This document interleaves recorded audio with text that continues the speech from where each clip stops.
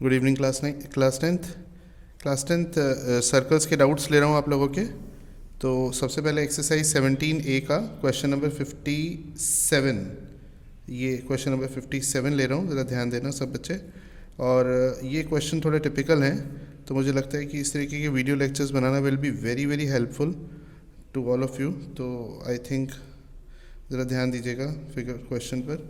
ये C point है, ये B पॉइंट दिया हुआ है, और इसमें बहुत छोटी छोटी बातें हैं जो आप लोगों के पास हमेशा रहेंगी, तो आप लोग देख सकते हैं। जैसा मैं कल कह रहा था, ये M सेंटर दिया हुआ है, ठीक है, और ये 90 डिग्री पर कट कर रहा है, ठीक है, 90 पर कट कर रहा है। अब M सेंटर है तो MA और MD इक्वल होगा, ठीक है ना। तो इन अगर एक ट्राइंगल में दो साइड्स इक्वल है तो उनके ऑपोजिट एंगल भी इक्वल होंगे, यानी ये भी x होगा, क्योंकि ये वाला x है तो ये x होगा। अब आपसे इसमें AMD फर्स्ट पार्ट में पूछा है, एंगल AMD बताना है इन टर्म्स ऑफ x। तो एंगल AMD कितना आ जाएगा? ट्राइंगल में तीनों एंगल्स का सम 180 होता है, तो अगर ये हमारा x है, ये x है, तो ये 180 माइनस 2x हो जाएगा। तो पहला पार्ट तो आ गया 180 माइनस 2x, ठीक है। अब ज़रा देखो AMD, ये देखो एंगल AMD सेंटर पे बनने वाला एंगल डबल होता है। किसका डबल होगा? ये जो एंगल सर्कमफ्रेंस पे बन रहा है इससे, ठीक है। तो एंगल AMD डबल होगा ABD का।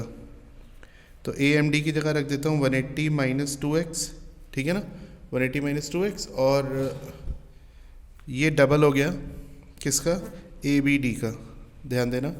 और इससे ABD आ जाएगा बेटा कितना? ABD आ जाएगा 90 माइनस x, यानी ये 90 माइनस x आ गया, ओके। अब ये देखो, ये वाला एंगल y है, ये एंगल y है, और ये बन रहा है आपका CB से। तो एंगल CAB इक्वल होगा एंगल CDB के, क्योंकि इसे बोलते हैं angle in the same segment. तो ये भी y हो गया, ओके, y हो गया। अब ज़रा देखो, ये 90 है तो इसका एडजेसेंट ये भी 90 होगा, बोलो। अब इस ट्राइंगल में, यानी कि इस पॉइंट को अगर मैं Q मान लेता हूँ, तो QDB ट्राइंगल की बात कर रहा हूँ, QDB ट्राइंगल में तीनों एंगल का सम 180 होगा। तो ये 90, ये देखो 90, ये वाला 90 प्लस y और प्लस ये 90 माइनस x इक्वल्स टू तीनों एंगल्स का सम 180। तो 180 से 180 कैंसिल, यानी x इक्वल्स टू y। ये थर्ड पार्ट प्रूफ हो गया।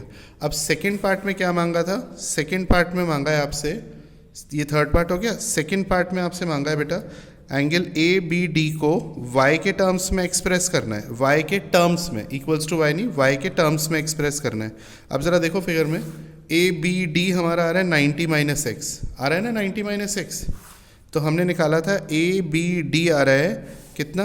90 माइनस एक्स, और मैंने प्रूफ कर दिया है थर्ड पार्ट में कि x y के बराबर है। तो 90 माइनस y भी लिख सकता हूँ, क्योंकि x y के बराबर है, तो ये y के टर्म्स में आ गया। तो इस तरीके से क्वेश्चन नंबर 57 करना है। आगे नेक्स्ट क्वेश्चन देखो बेटा, उम्मीद करता हूँ समझ में आया होगा। कोई प्रॉब्लम हो तो बता देना, दोबारा समझा दूंगा, कोई बड़ा इशू नहीं है। तुम लोगों के लिए ही बना रहा हूँ वीडियो, और बढ़िया समझ में आना चाहिए, ठीक है ना। तो अब 57 क्वेश्चन के बाद है 45। 45 क्वेश्चन क्या कहता है भाई, ज़रा देखते हैं। 45 में बेटा ये फिगर बना हुआ है, आप लोग क्वेश्चन पढ़ना ज़रूर खुद से। 45 में फिगर बना हुआ है, और ये डायमीटर है AE, डायमीटर है AE, ये B पॉइंट है, ये C पॉइंट है, ये D पॉइंट दिया और ये E पॉइंट है, D C और ये B। आपसे इसमें फाइंड आउट करना है ABC प्लस CDE, ये दो एंगल्स का सम फाइंड आउट करना है, ठीक है। कैसे करेंगे ज़रा देखो।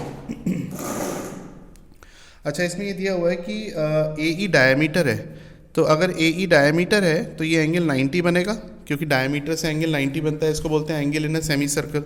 इसको मैं x मान लेता हूँ। तो ABC आ गया मेरा 90 प्लस x, बात ख़त्म हो गई। अब आते हैं CDE पर, ठीक है, CDE। अब ज़रा गौर से देखो, CDEB यहाँ लिख देता हूँ, CDEB, ये आपको साइक्लिक क्वाड्रिलेटरल नज़र आना चाहिए, हाँ है ना। साइक्लिक क्वाड्रिलेटरल के ऑपोजिट एंगल्स का सम 180 होता है।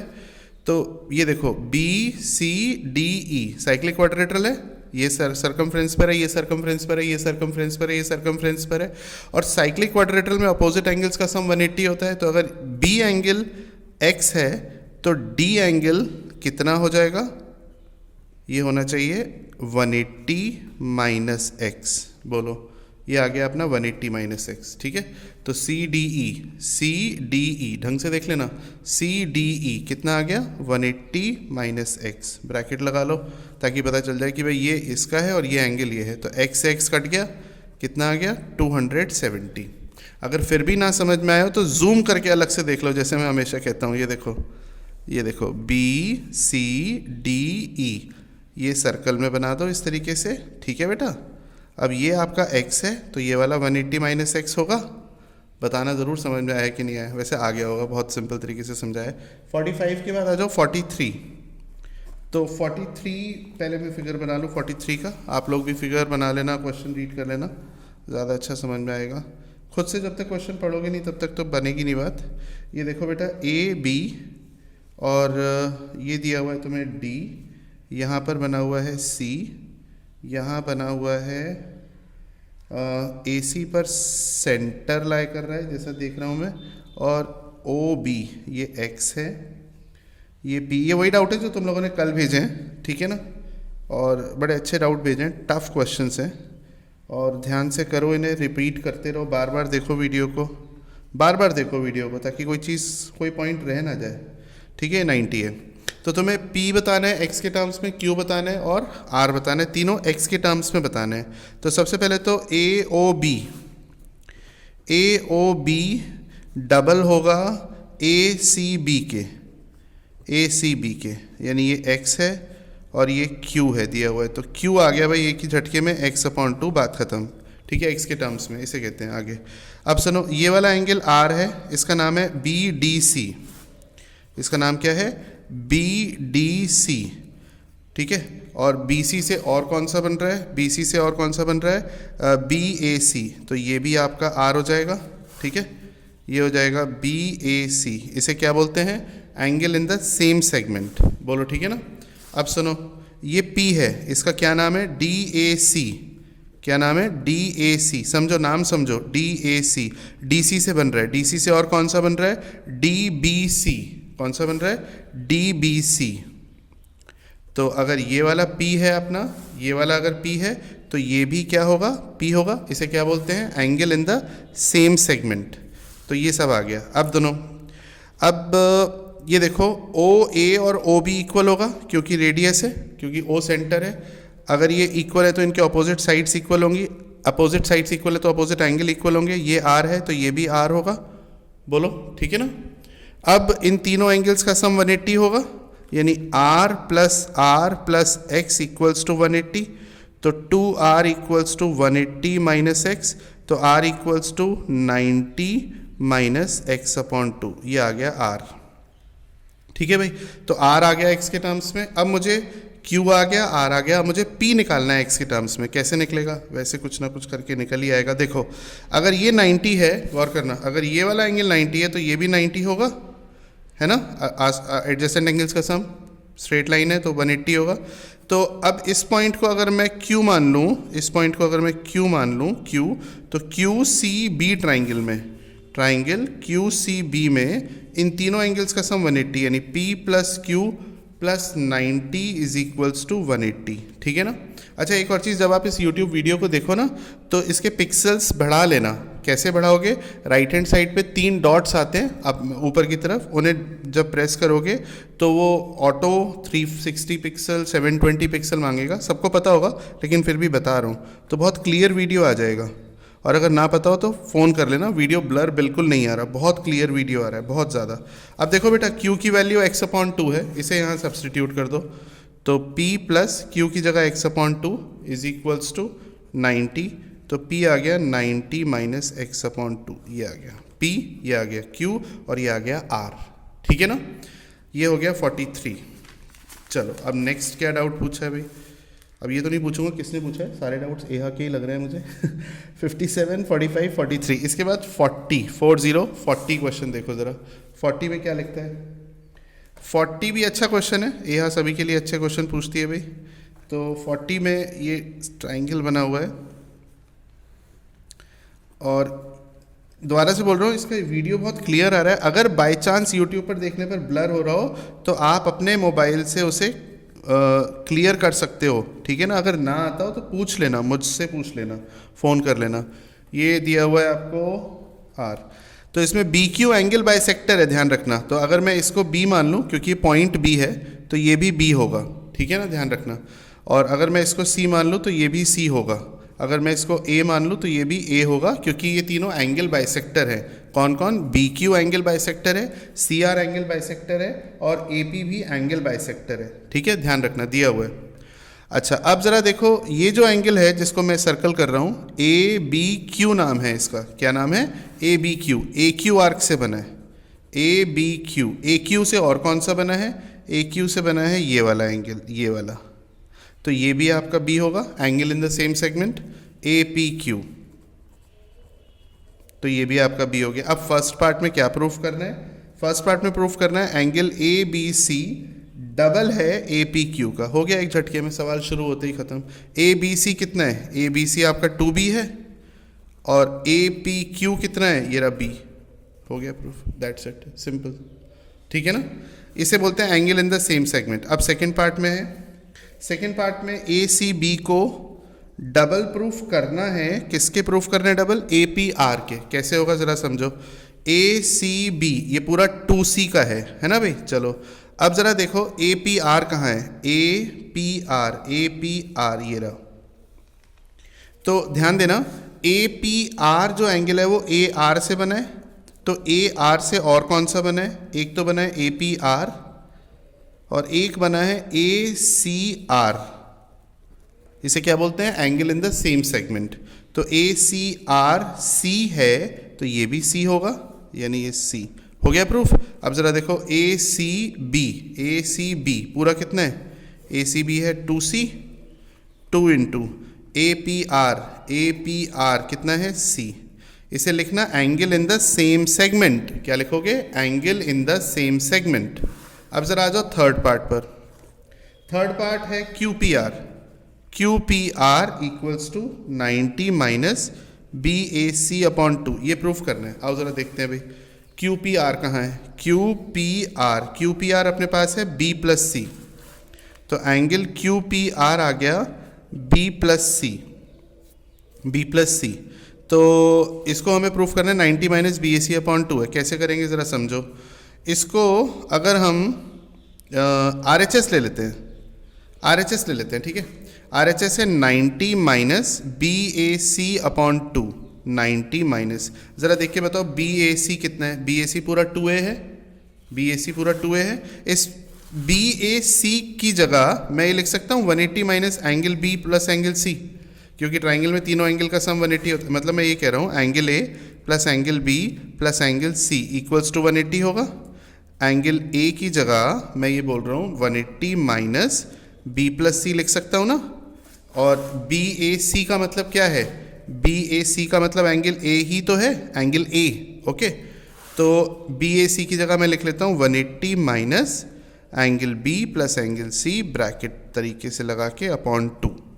बोलो ठीक है। अब ज़रा बताओ कि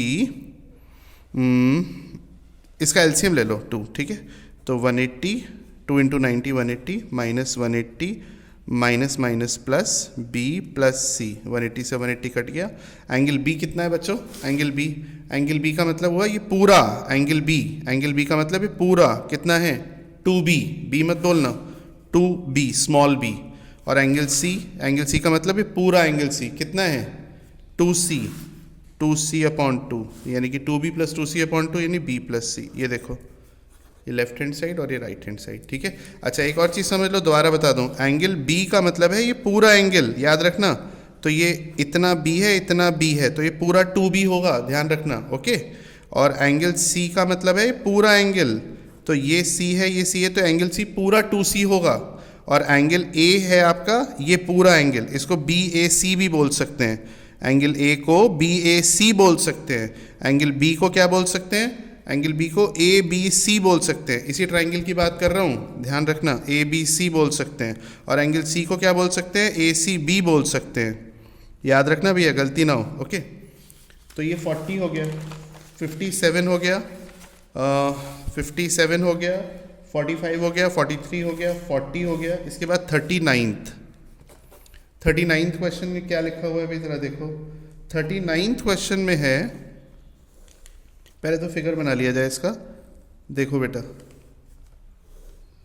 A B C और ये D पॉइंट है, ये I है। I का मतलब बहुत बड़ा है यहाँ पर, I का मतलब है इन सेंटर, और इन सेंटर का मतलब ये एंगल बाइसेक्टर है, यानी BD आपका एंगल बाइसेक्टर है, याद रखना। BD क्या है? Angle bisector. अगर कोई स्टूडेंट पूछे क्यों है, तो उसका जवाब ये है कि जो इन सेंटर होता है वो एंगल बाइसेक्टर पर ही लाई करता है। ओके, तो इसका मतलब ये एंगल बाइसेक्टर है। अब BAC दिया है 55, ये 55 है। BAC और ACB दिया हुआ है आपको 65, ये दिया है 65। तो ऑब्वियसली दो एंगल पता है, तो तीसरा एंगल आ जाएगा ये वाला एंगल ABC। कितना आ जाएगा? 180 माइनस 55 प्लस 65, 6 5 11 120, यानी कि 60। तो ये 30 और ये 30। क्यों 30? क्योंकि ये इन सेंटर है, तो ये एंगल बाइसेक्टर ही होगा। Is that clear? चलिए DCA पूछा है आपसे, इसको ज्वाइन कर देते हैं। DCA ये वाला एंगल, तो DCA कौन सी आर्क से बना है? AD आर्क से। तो AD आर्क से बना है ACD और ABD। क्यों भाई? Angle in the same segment. तो ABD कितना है? 30। तो ये आ गया आपका बेटा 30। समझ में आ गया? अब सुनो आगे, सेकेंड पार्ट में पूछा है DAC। क्या पूछा है? DAC। DAC कौन सी आर्क से बना है? DAC बना है DC आर्क से। तो DC आर्क से और कौन सा बना है बेटा? DBC। तो DBC और DBC कितना है? 30। ये भी 30 आ गया, तो इसको भी ज्वाइन करके ऐसे 30 बना दो। ठीक है ना? अब थर्ड पार्ट में क्या पूछा है? थर्ड पार्ट में पूछा है DCI। DCI अभी देखो निकाल के बताता हूँ। अब देखो, ये जो IC है, क्योंकि ये इन सेंटर से जा रही है, IC, तो ये एंगल बाइसेक्टर हो गई एंगल C का, याद रखना। अब अलग से जूम करके दिखा दूं, जरा ढंग से देखना। ABC अलग से दिखा रहा हूँ, ये I हो गया, ये देखो, ये चीज़ तो मैं यहाँ से अलग से दिखा रहा हूँ। तो ये पूरा एंगल कितना है? 65 प्लस 30, 95 मत बोलना, ये 65 है भाई। AC वाली लाइन देखो, AC वाली लाइन, तो ये पूरा 65 है बस। तो ये 65 का आधा, यानी 32.5 इतना और 32.5 इतना होगा। ओके, समझ गए बात को? ये D अगर ना दिख रहा हो तो अब देख लो, ये D यहाँ पर है, ये देखो यहाँ पर है, तो ये 30 अलग है भाई, इसको कहीं मत जोड़ देना, आंखें खोल के काम करना। तो अब तुमसे पूछा है बेटा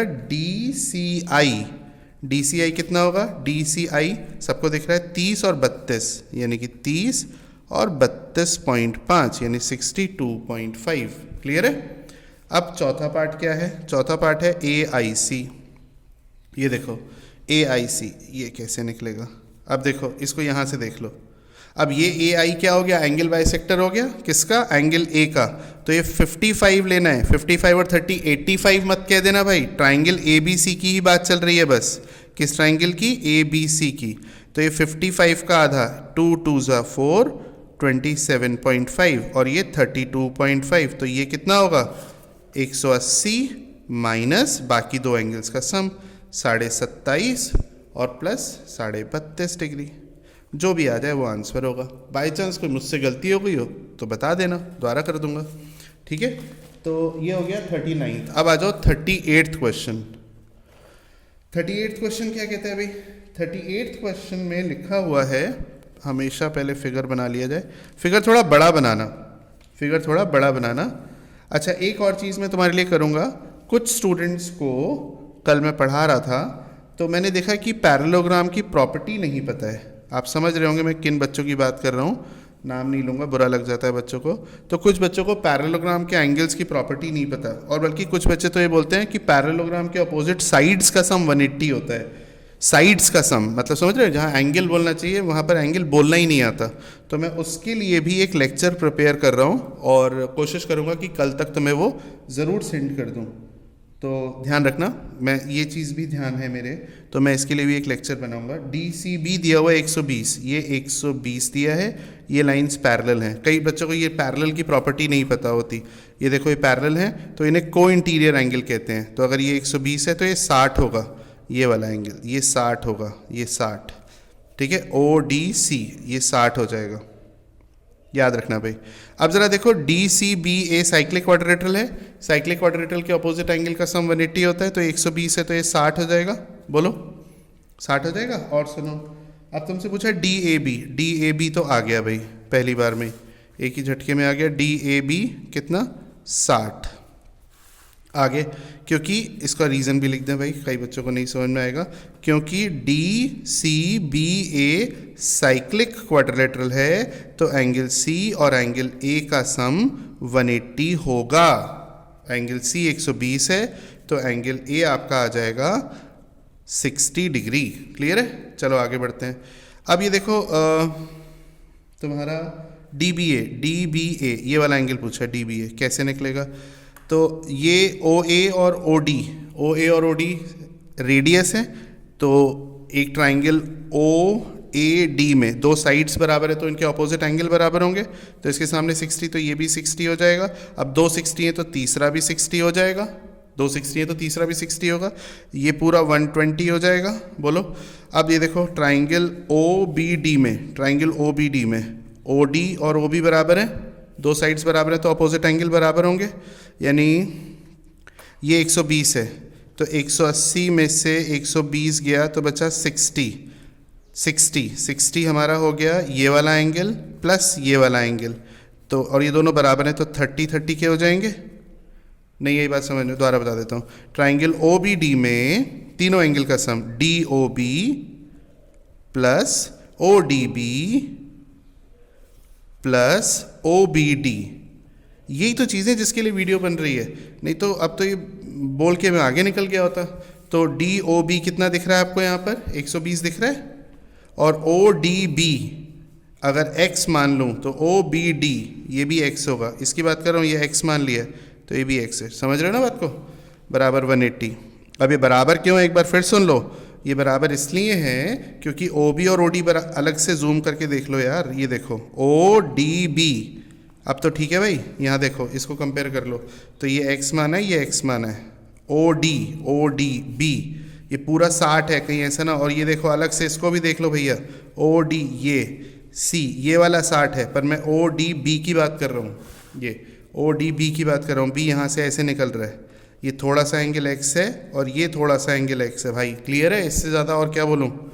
तो 120 प्लस 2x बराबर 180, तो x आ जाएगा 30 डिग्री का, ठीक है ना।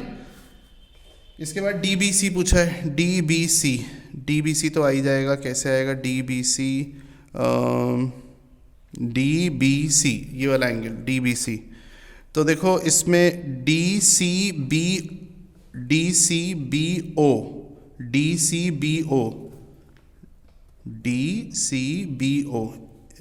ये देखो DCB और O, कभी भी कोई चीज़ समझ जाए उसको थोड़ा अलग से बना के देख लो भाई। ये एंगल तुम्हें पता है ODC पूरा 60 है, और ये एंगल तुम्हें पूरा पता है 120 है, ये एंगल तुम्हें पता है 120 है, तो ये पूरा एंगल आ जाएगा कि नहीं आ जाएगा।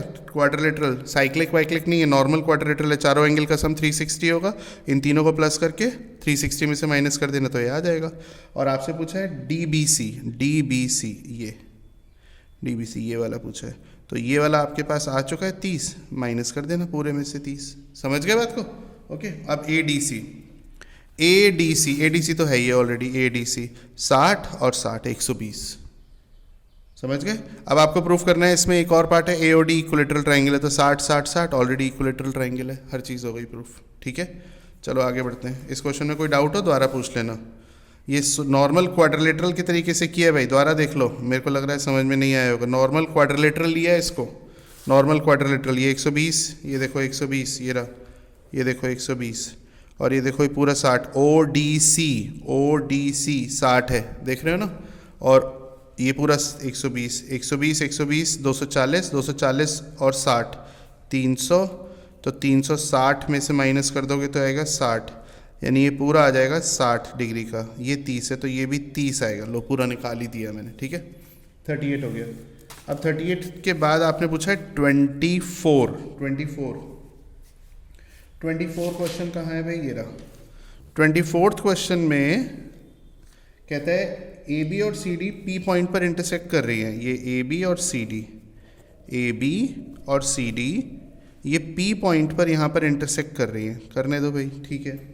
और आपको प्रूफ करवा रहा है कि ए सी से सेंटर पे जो एंगल बन रहा है यानी कि ए ओ सी, इसको एक्स मान लेते हैं, और बी डी से जो सेंटर पे एंगल बन रहा है, बी डी से सेंटर पे ये ऐसे, इसको वाई मान लेते हैं, बी ओ डी। तो ए सी से सेंटर पे कौन सा एंगल बन रहा है, ए ओ सी, जिसको मैंने एक्स मान लिया, और बी डी से सेंटर पे एंगल बन रहा है बी ओ डी, जिसको मैंने वाई मान लिया, ठीक है ना। ये ट्वाइस है ए पी सी का। कितना टेढ़ा सवाल है भाई, ये इसका ट्वाइस है, ठीक है। तो देखते हैं कैसे करेंगे, अभी करते हैं। तो इसको हम एक काम करते हैं, ये ज्वाइन कर लेते हैं, ओके। अब देखो बी डी से सेंटर पे बन रहा है वाई, बी डी से सेंटर पे वाई बन रहा है, इसको ऐसे ज्वाइन कर लो, चलो ये और क्लियर हो जाएगा। तो बी डी से सेंटर पे वाई बन रहा है, तो ये वाला जो बी डी से बनेगा बी सी डी, ये हाफ होगा, किसका हाफ होगा, बी सी डी किसका हाफ होगा, सेंटर पे बनने वाले एंगल का, यानी बी ओ डी का।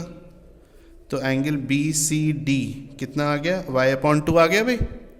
सेंटर पे बनने वाला एंगल डबल होता है, तो सरकमफ्रेंस पे बनने वाला हाफ होगा कि नहीं होगा, तो ये आ गया आपका वाई अपॉन टू। अब सुनो, अब ए सी से सेंटर पे जो एंगल बन रहा है ए ओ सी, ये डबल होगा ए बी सी का, या ए बी सी हाफ होगा ए ओ सी का, बोलो।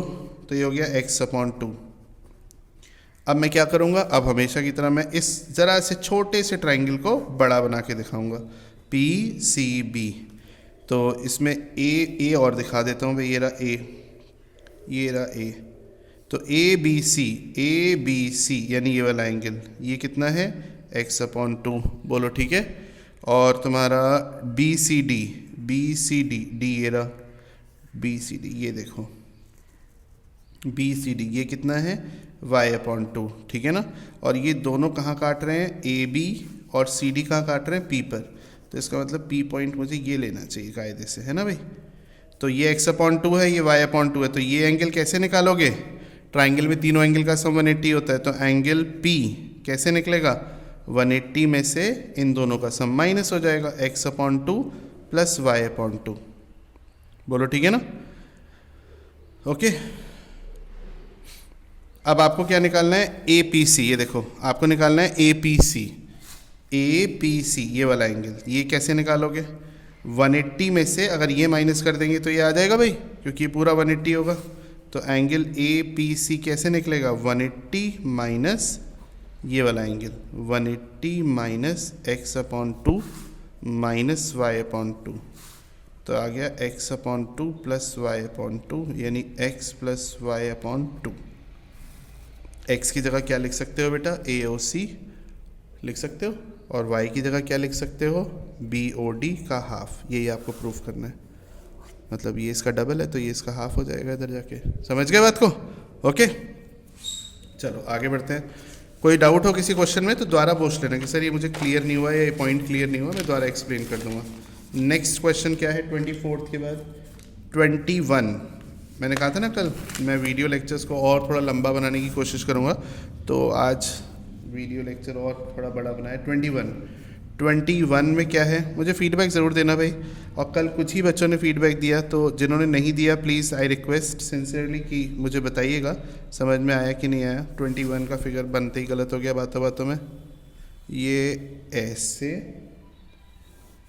और इसको ले लेते हैं ऐसे, ये अब सही है भाई। तो देखना, मैं दोबारा बता दूं, मैं उन बच्चों के लिए एक बार सभी बच्चों के लिए वीडियो बनाऊंगा जिसमें कि क्वाड्रिलेटरल के ऑपोजिट एंगल्स के प्रॉपर्टीज़ के बारे में, मतलब एंगल्स की प्रॉपर्टीज़ के बारे में सारी बातें बताऊंगा। तो इसमें दिया हुआ है ए बी इक्वल है किसके, ए सी के। तो अगर ए बी और ए सी इक्वल है तो इनके ऑपोजिट एंगल इक्वल होंगे भाई, तो इसीलिए एंगल बी और एंगल सी इक्वल हो गए, इसे हमने एक्स मान लिया।